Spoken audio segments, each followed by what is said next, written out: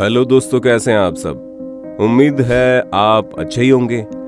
दोस्तों, कभी कभी लगता है इस दुनिया में महामारी, प्राकृतिक आपदा जैसी चीजें दुनिया को खत्म करने आई है और मनुष्यों को इस बात का डर हमेशा लगा रहता है कि दुनिया में कभी भी प्रलय आ सकती है। आपको जानकर विश्वास नहीं होगा, प्रलय ने हमारी धरती को कई बार काफी हद तक शापित किया है।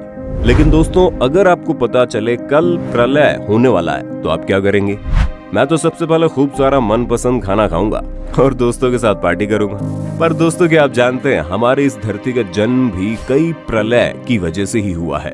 अरे दोस्तों, चौंकिए मत, अब जो सोच रहे हैं आप वैसा ही है। जी हाँ दोस्तों, हमारा ये सारा ब्रह्मांड एवं हमारी धरती के ऐसे कई सारे राज और थियोरीज जिनसे आप शायद ही वाकिफ होंगे, आज के इस वीडियो में हम आपको बताएंगे ना। आपको आज इस यूनिवर्स की कुछ ऐसी थियोरीज के बारे में बताएंगे जिन्हें सुनकर आपके होश उड़ जाएंगे। तो दोस्तों, इस वीडियो को अंत तक जरूर देखिए, क्योंकि आपको अंत में धरती और कुछ बाहरी दुनिया के बारे में वो बताने वाला हूँ जो बहुत कम लोगों को पता है। तो चलिए दोस्तों, शुरू करते हैं धरती, ब्रह्मांड और एक अलग बाहरी दुनिया की सैर। दोस्तों, जैसा कि आप सब जानते हैं कि हम इंसान जब से इस धरती पर आए हैं तब से हमको एक सवाल ने काफी ज्यादा सताया है कि आखिरकार ये दुनिया बनी कैसे हमारी धरती का जन्म हुआ। और इसी सवाल के जवाब में एक थ्योरी जो उभर कर सामने आई वो है बिग बैंग थ्योरी। इस थ्योरी के बारे में आपको पूरी बात जाननी चाहिए, क्योंकि ये थ्योरी एक एक्सप्लोटिक यूनिवर्स को दर्शाती है। इस थ्योरी के मुताबिक ये पूरा यूनिवर्स एक सिंगल पार्टिकल के एक्सप्लोजन की वजह से हुई। आपको क्या लगता है, ये सच है या फिर कुछ और? कमेंट बॉक्स में बताना। पर दोस्तों, केवल एक सिंगल छोटा सा पार्टिकल एक्सप्लोड पर इतने बड़े ब्रह्मांड को जन्म कैसे दे सकता है? वैसी कौन सी शक्ति रही होगी जो इन पार्टिकल को एक्सप्लोड करने पर मजबूर की होगी? पर दोस्तों, इसी पर अमेरिका के प्रिंसटन कॉलेज के प्रोफेसर पॉल स्टेनवर्ड का ये कहना है कि बिग बैंग थ्योरी में जो एक्सप्लोजन हुई है वो 3 डायमेंशन वाले दुनिया के टकराने के कारण हुई थी, और इनके एक स्ट्रिंग में टकराने से जो काइनेटिक एनर्जी जनरेट हुई उससे ही बिग बैंग एक्सप्लोजन हुआ, और बाकी एक पार्टिकल के ब्लास्ट होने से। पर दोस्तों, ये थ्योरी भी कितनी सच है और कितनी झूठ, ये आपको वीडियो के अंत में बताएंगे। दोस्तों, क्या आपको लगता है इतने बड़े ब्रह्मांड में केवल हम इंसान ही हैं जो जिंदगी जीते हैं? क्या इस ब्रह्मांड में कहीं भी कोई भी ऐसी जगह नहीं है जहाँ कोई दूसरी दुनिया बसती है, जहाँ हम जैसे या हमसे मिलते जुलते प्राणी रहते हों? जी हाँ दोस्तों, आपके मन में जो नाम ने दस्तक दी है वो बिल्कुल सही है। हम बात कर रहे हैं एलियंस की। और दोस्तों, यहीं पर आती है हमारी दूसरी थ्योरी ऑफ बायोलॉजिकल जिसके अनुसार साइंटिस्ट का ये कहना है कि हमारे जीन्स और डीएनए के जरिए एलियंस हम तक अपना संदेश पहुंचा सकते हैं, केवल एक मैसेज डीएनए में कोड करने के बाद। क्योंकि दोस्तों, अब भी हमारे शरीर के जीन्स और डीएनए में ऐसी कई चीजें हैं जिसकी शोध मेडिकल साइंस ने नहीं की है, और हम अपने डीएनए का इस्तेमाल करके एलियन से बात करने की क्षमता भी डेवलप कर सकते हैं। जैसे कि फिल्मों और वेब सीरीज में दिखाया जाता है कि एलियन से बातचीत करने के लिए रेडियो सिग्नल का इस्तेमाल किया जाता है। इस थ्योरी के मुताबिक हम अपने जीन्स को डेवलप करके एलियंस को और अच्छे से जान सकते हैं। वैज्ञानिक क्लाडिमिर शेमार्क और मैक्सिमम मुकोकोव के अनुसार डीएनए इस ब्रह्मांड की सबसे कॉम्प्लेक्स चीजों में से एक है। उन्हीं में से एलियन के मैसेज एनकोडेड हो सकते हैं, और केवल डार्विन के इवोल्यूशन थ्योरी की मदद से डीएनए के बारे में और जानना पॉसिबल नहीं है। और दोस्तों, जैसे कि आप जानते हैं कि इस पूरे ब्रह्मांड में एक इंसान को सबसे ज्यादा और किसी भी जीव से ज्यादा बुद्धिमान और कुशाग्र माना जाता है। तो ऐसा तभी हो सकता है कि ये कुशाग्रता खुद एलियंस ने इंसानी दिमाग में डाली होगी, और इस ब्रह्मांड में किसी दुनिया में एलियन सिविलाइजेशन होगी। पर यह थ्योरी कितनी सही और गलत है ये कहना फिलहाल मुश्किल ही है। तो दोस्तों, जैसा कि मैंने आपको बताया कि इस ब्रह्मांड में केवल हम इंसान नहीं रहते हैं, बल्कि एलियंस और कोई दूसरी दुनिया का अस्तित्व भी है।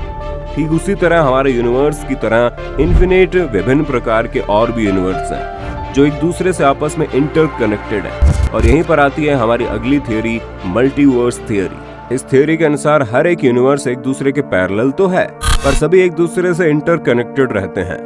अगर दोस्तों आप ये सोच रहे हैं कि क्या अगर कोई दूसरा यूनिवर्स हमारे यूनिवर्स से आकर टकरा जाए, तो दोस्तों उस दिन हमें ऐसा लगेगा कोई विशाल आग का गोला हमारी ओर आ रहा है, और वो दिन पूरी इंसानी सिविलाइजेशन का आखिरी दिन होगा। और दोस्तों, ये कोलिशन लाइट की स्पीड से होगी और पूरी दुनिया पल भर में खाक हो जाएगी। पर दोस्तों घबराइए नहीं, साइंटिस्ट कहते हैं कि ऐसा होने के चांसेस बिल्कुल ना के बराबर हैं। हम जिस दुनिया में रहते हैं वो 3 डायमेंशन है और उसे ही स्पेस कहा जाता है। और टाइम इस ब्रह्मांड का चौथा डायमेंशन है और ये दोनों मिलकर ही स्पेस टाइम बनाते हैं और इस तरह स्पेस और टाइम आपस में इंटरकनेक्ट रहते हैं। जी हाँ दोस्तों, स्पेस टाइम थ्योरी यानी जिसे हम एक डायमेंशन के रूप में देखते हैं, उससे ही दुनिया के कई साइंटिस्ट एक सब्सटेंस के रूप में देखते हैं। एक ऐसी सब्सटेंस को काफी ज्यादा स्लिपरी है। दोस्तों, इस स्लिपरी सब्सटेंस को साइंस की भाषा में सुपर फ्लूइड कहते हैं, यानी वो फ्लूइड जिसकी फ्रिक्शन और विस्कोसिटी शून्य होती है। और दोस्तों आपको बता दें, सुपर फ्लूइड के रूप में अभी तक सिर्फ लिक्विड हीलियम ही डिस्कवर हुई है, वो भी एब्सोल्यूट जीरो यानी -273.15 डिग्री सेल्सियस से थोड़े कम टेम्परेचर पर। मतलब दोस्तों, लिक्विड हीलियम का टेम्परेचर -273.15 डिग्री सेल्सियस से कम होना चाहिए। दोस्तों, एब्सोल्यूट जीरो का एक lowest possible theoretical temperature value होती है और स्पेस की टेम्परेचर की बात करें तो वो -270.45 डिग्री सेल्सियस है। तो दोस्तों, क्या ये थ्योरी पॉसिबल हो सकती है? क्या स्पेस टाइम नामक कोई भी सब्सटेंस इस ब्रह्मांड में मौजूद है? अब तो ये आने वाले सालों में वैज्ञानिकों के शोध से ही पता चल पाएगा। लेकिन अगर आपको पता चले कि दुनिया खत्म होने वाली है तो आप क्या करेंगे? जवाब कमेंट बॉक्स में जरूर देना। तो चलिए दोस्तों, अब चलते हैं हमारी अगली थ्योरी की तरफ, जो उसी द एंथ्रोपिक प्रिंसिपल जिसे साल 1973 में फिजिसिस्ट ब्रेंडन कार्टर ने दी थी, जो इस सिद्धांत पर आधारित है जिसमें कहा गया है कि हम एक गोल्डीलॉक्स यूनिवर्स में रहते हैं, यानी इंसानी जाति उसी यूनिवर्स में बस सकती है जहां जीवन की सारी बसने की पॉसिबिलिटीज हो सकती है। यदि वो पॉसिबिलिटीज नहीं बचती है तो इंसानी जीवन पूरे तरीके से खत्म हो जाएगा। हालांकि इस थ्योरी को आज भी कई साइंटिस्ट नॉन साइंटिफिक थ्योरी के रूप में मानते हैं, क्योंकि इस थ्योरी में कुछ ऐसी प्रेडिक्शन है जिनके बारे में कुछ भी क्लियरली कहना काफी मुश्किल है। तो दोस्तों, यदि आपसे कोई ये कहता है कि आप जिस यूनिवर्स में रह रहे हो वो असल में यूनिवर्स नहीं बल्कि एक कंप्यूटराइज्ड वर्चुअल वर्ल्ड है, तो आपका क्या रिएक्शन होगा? क्यों दोस्तों, चकरा गए ना आप भी? स्वीडन के एक फिलोसोफर निक बोस्ट्रोम का कहना है कि हम जो सिविलाइजेशन में रह रहे हैं वो एक कंप्यूटर स्टिमुलाइज्ड सिविलाइजेशन है, न कि एक असल दुनिया है। दोस्तों, आप सबने देखा होगा कि कैसे कंप्यूटर में तकनीक से पूरी सिविलाइजेशन तैयार की जा सकती है। हालांकि दोस्तों, इस थ्योरी पर हम फिलहाल कुछ भी कह नहीं सकते, क्योंकि हम इंसान अभी भी उतने टेक्निकल एडवांस नहीं हुए हैं कि जिस यूनिवर्स में हम रह रहे हैं वहाँ ह्यूमन फीलिंग्स और प्रेजेंस को कंप्यूटराइज्ड स्टिमुलाइजेशन जैसी चीजों में ढाल सकें।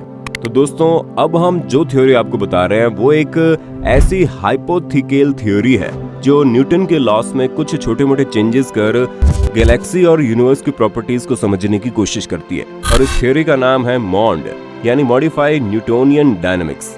दोस्तों, वैज्ञानिक हमेशा ही इस कंफ्यूजन में रहे हैं कि आखिर इतनी हाई वेलोसिटी होने के बावजूद भी यूनिवर्स के तारे इतने स्टेबल कैसे रहते हैं, और गैलेक्सी में प्रेजेंट मैटर का मास हमेशा इनके कैलकुलेटेड मास से कम क्यों आती है। इस थ्योरी को इजरायली साइंटिस्ट मोर्दहाई मिलग्रोम ने प्रपोज किया था, जिसमें बताया गया था कि ग्रेविटेशनल फोर्स इंक्रीज्ड डिस्टेंस के साथ साथ वेरिएबल बिहेवियर करता है, तो हमें डार्क मैटर के कॉन्सेप्ट की जरूरत ही नहीं होगी।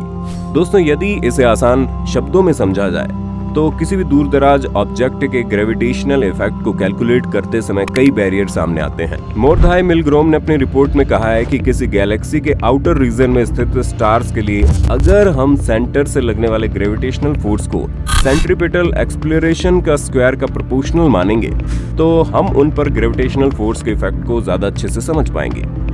लेकिन दोस्तों, न्यूटन के सेकंड लॉ के अनुसार सेंट्रीपिटल एक्सप्लोरेशन के प्रोपोर्शन होना चाहिए, ना कि उसके स्क्वायर के, या फिर उसके रेडियस के इनवर्सली प्रोपोर्शनल माने, जहां न्यूटन के थर्ड लॉ में उसे रेडियस के स्क्वायर के इनवर्सली प्रोपोर्शनल माना है। अब मॉन्ड थ्योरी में कितनी सच्चाई है ये तो हम नहीं कह सकते, क्योंकि इतने बड़े यूनिवर्स और इसकी थ्योरीज को पढ़ने के लिए काफी सालों का शोध और काफी ज्यादा तकनीक बारीकियत की जरूरत पड़ेगी, और जिस पर दुनिया भर के साइंटिस्ट दिन रात लगे पड़े।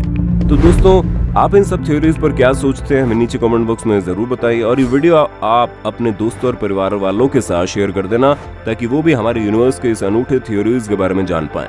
और दोस्तों, ऐसे अनोखे वीडियोस देखने के लिए हमारे चैनल को सब्सक्राइब करके नोटिफिकेशन बेल को ऑन कर लेना, ताकि ऐसे और अनोखे राज वाले वीडियोस से आप सबसे पहले रूबरू हो पाएं। धन्यवाद।